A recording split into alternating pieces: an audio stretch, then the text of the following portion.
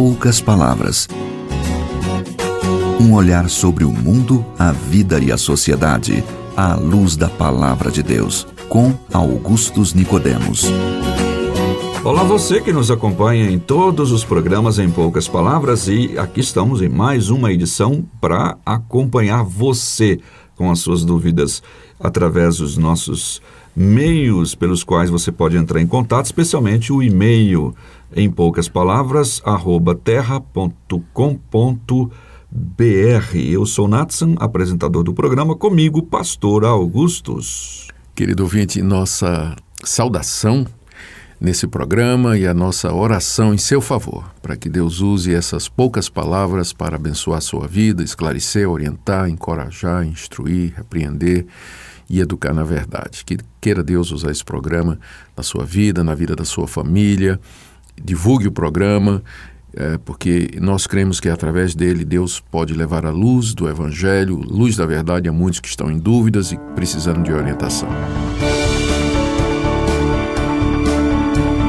Você já deve ter ouvido, você nosso ouvinte, sobre mapeamento espiritual, espíritos familiares, cobertura espiritual e outros termos que identificam o chamado movimento de batalha espiritual e de crescimento de igreja também. Esses termos são dúvidas de um de nossos ouvintes e traremos eles à tona neste programa. E você poderá ouvi-lo com tranquilidade, sem precisar se benzer, bater na madeira, dar 3 pulinhos, né? Fica tranquilo, tá bom? O seu está terrível, Nath. Pois é, pastor.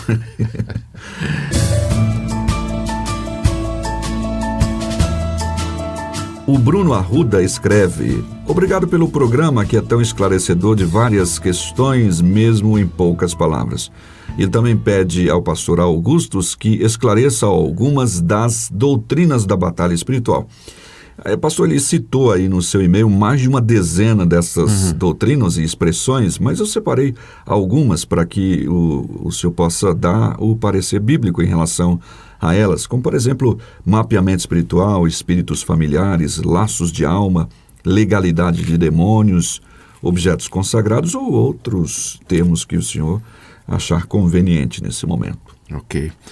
Em primeiro lugar aí, nossa saudação para o Bruno. E vamos em seguida já entrar na questão central do movimento de batalha espiritual. O ponto central do movimento de batalha espiritual é a crença de que todo mal é demoníaco.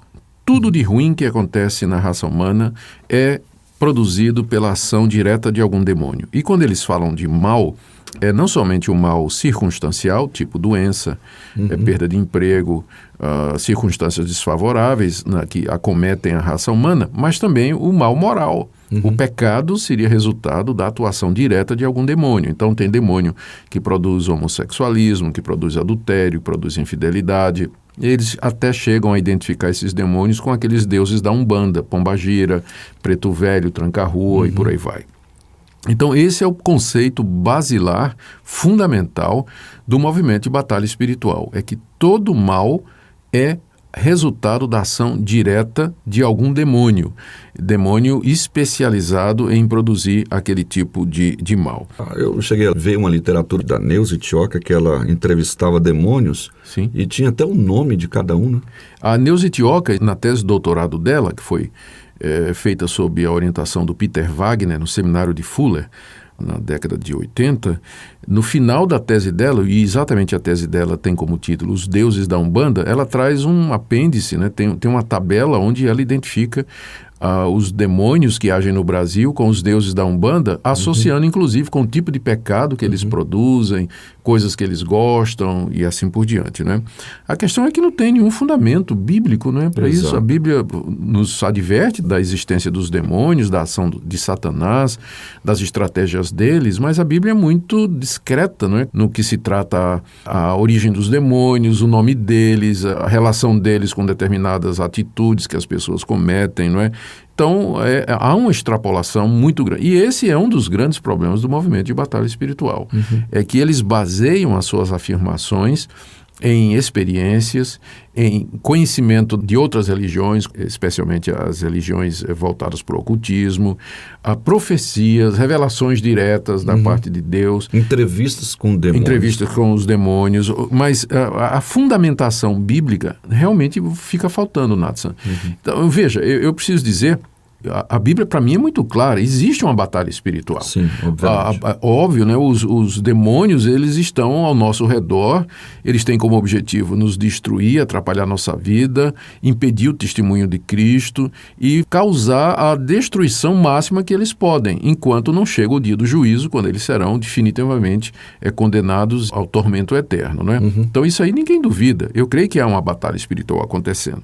O problema é que apareceu um movimento com o nome de batalha espiritual, que se apropriou do termo e que redefiniu essa batalha espiritual em termos muito místicos, pragmáticos e que não tem qualquer fundamentação na Bíblia, Natsan. Como, criando, por exemplo, algum material até paralelo às Escrituras, né? Por exemplo, o conceito de mapeamento espiritual, ou seja, de que você, antes de entrar numa cidade para evangelizar, ou quando você pretende implantar um trabalho num determinado bairro, você tem primeiro fazer um mapeamento espiritual, identificar quais são os demônios territoriais que estão naquela região, onde está o trono de Satanás, e então, primeiro fazer uma ação direta contra esses demônios, para amarrar esses demônios, destronizar Satanás do local onde ele se encontra, para só então pregar o evangelho. Eu pergunto, onde é que está isso na Bíblia? Inclusive, fazem alguns rituais, né, por exemplo, está em tal lugar, então a gente tem que circular aquele lugar. Tem umas coisas estranhas que a gente lê, pessoal fazendo unção do leão e tanta coisa assim. Exatamente. Então, a grande pergunta é, onde é que está a fundamentação bíblica para isso? O livro de Atos dos Apóstolos, que narra as primeiras empreitadas missionárias e evangelísticas da igreja. O apóstolo Paulo chega numa cidade. O que é que ele faz? Ele não faz mapeamento. Ele não quer saber onde está o demônio X ou Y. Ele vai para a sinagoga, ele prega o evangelho, vai para a praça, prega o evangelho. Cheio do Espírito. Se aparecer alguém endemoniado, então ele expulsa em nome de Jesus, como aconteceu em Filipos. Mas a gente não vê o apóstolo Paulo numa caçada atrás dos demônios antes de evangelizar. Dá até filme, né? Essa questão, mapeamento espiritual, quebra de maldição. Onde é que eu encontro no Novo Testamento qualquer orientação para quebrar a maldição de quem já se converteu, já aceitou Jesus Cristo, foi justificado dos seus pecados? Se alguém está em Cristo, é uma nova criatura, as coisas velhas já passaram. Lá em Colossenses, o apóstolo Paulo diz que ele desfez na cruz todas as nossas maldições. Então, anulou o escrito de dívida, né? Que nos era contrário. No livro de Atos, nós encontramos Paulo pregando o evangelho a pessoas que eram feiticeiras, envolvidas com o ocultismo, como o Sérgio Paulo na ilha de Chipre, que tinha um bruxo ao lado dele, né? Ou pregando o evangelho em Éfeso, onde tinha uma escola de bruxos, o pessoal queimava os livros de feitiçaria na praça pública. Eu pergunto, onde está a orientação? Ou, por exemplo, Pedro, quando foi pregar o evangelho em Samaria, encontrou lá aquele bruxo Simão Mago, né, que iludia a cidade toda. Simão Mago aceitou o evangelho, se tornou membro da igreja e depois deu mostras de que ainda estava preso aos caminhos antigos. O que é que Pedro disse para ele? Você tem que se arrepender. Não disse assim, vamos quebrar a maldição, porque você ainda está ligado ao seu passado. Não tem nenhum tratamento diferenciado no Novo Testamento para quem vem de um pano de fundo espírita, ocultista ou nada. Sempre o caminho é o mesmo. Você tem que se arrepender dos seus pecados e crer em Jesus Cristo. Quebra de maldição, onde é que está isso no Novo Testamento? Não tem. Outra coisa, essa questão de objetos amaldiçoados, né? Onde é que está na Bíblia que os demônios entram em objetos amaldiçoados? O que Jesus contou é que quando os espíritos saem do homem, eles andam em lugares ermos procurando descanso e não encontram. Exatamente. Aí diz, eu vou voltar para onde saí. Então, se tem um local onde os espíritos maus querem habitar, é na personalidade humana. Mas isso de demônio, morar em árvore, morar em estátua, ou ocuparem objetos que vêm da bruxaria ou da feitiçaria, não tem isso na palavra de Deus. É isso que ele acaba dizendo, que dá legalidade para os demônios e ter um objeto onde ele habita ali dentro. O que dá legalidade, né, e esse termo inclusive não está no Novo Testamento, né? Não existe isso da legalidade, mas o que uma pessoa faz que abre a personalidade dela para a atuação de demônios é o pecado. Não é? É por isso que a palavra de Deus nos adverte, não é? Vigiai e orai, o diabo, Satanás, anda ao redor de vós como um leão que ruge, procurando alguém a quem possa devorar. Mas isso também não significa que uma pessoa que comete pecados, ela será dominada por demônios, não é? Não necessariamente. A possessão demoníaca, ela continua sendo, em certo sentido, um mistério para nós, porque o Novo Testamento, embora registrando muitos casos de possessão demoníaca, Natsan, nunca diz qual é a razão. Por que é que o filho daquele homem que está lá nos evangelhos, ele era endemoniado e o demônio jogava na água, jogava no fogo? Por quê? Não diz. Não diz, simplesmente apresenta o caso. Os 2 endemoniados gadarenos que Jesus libertou, por quê? Aqueles 2 homens em particular, eles foram possuídos por demônio, também não diz. Também não diz. Esses confrontos de poder de Jesus ou os apóstolos com endemoniados sempre se resumia isso aqui.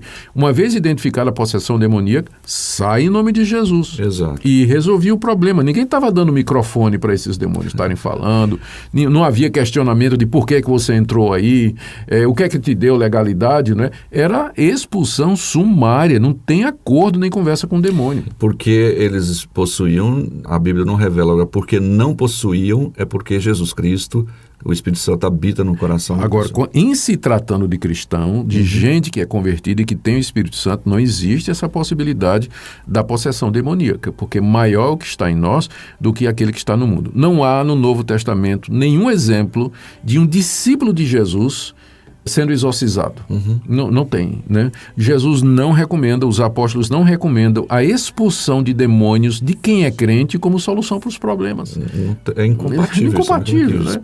O demônio vai habitar onde o Espírito Santo de Deus habita. Não é verdade? Então, há muita coisa defendida pelo movimento de batalha espiritual que não tem fundamentação bíblica. Quebra de maldição, mapeamento espiritual, legalidade de demônio, objeto amaldiçoado, espírito territorial, espírito familiar, que passa de pai para filho através da geração ordinária humana, né, das relações sexuais. Onde é que está isso na palavra de Deus? Pois é. É a falta de conhecimento das Escrituras, e a Bíblia diz que o povo padece porque não conhece mesmo as Escrituras. É por isso que um dos lemas da Reforma Protestante foi sola Escritura. Exatamente. Só a Bíblia. O que está na Bíblia, nós vamos obedecer e seguir. O que não está na Bíblia, nós não temos a obrigação de seguir, e também nós não vamos procurar aquilo que a palavra de Deus não nos recomenda. Especialmente nessa área que é tão séria, que é do relacionamento com principados e potestades. Onde a Bíblia cala, nós calamos. Certinho. Tá bom, bom programa com esse tema. A gente tem aí muitos temas, muitas questões em torno disso, mas acho que dá para a gente usar como padrão para todos os outros comportamentos em relação a esse movimento. Obrigado, então, Bruno, pela sua pergunta. Pastor. Querido ouvinte, muito obrigado pela sua audiência. A única proteção que nós temos contra estas forças malignas, de fato, é a pessoa do Senhor Jesus. Revestivos do Senhor Jesus e da força do seu poder para poderes ficar firmes contra as astutas ciladas do diabo. Efésios capítulo 6. Ouça a palavra de Deus. Amém. Que Deus abençoe a cada um de nossos ouvintes e até o próximo programa.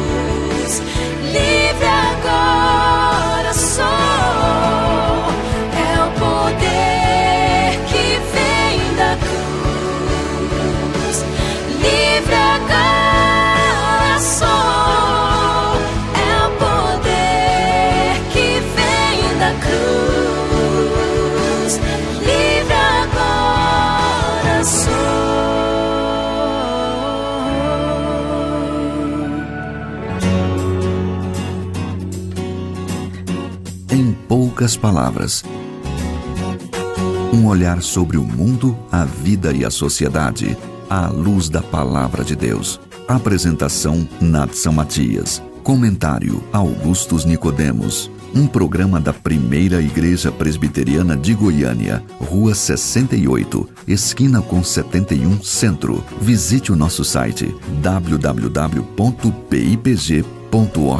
Apoio Seminário Presbiteriano Brasil Central, Goiânia.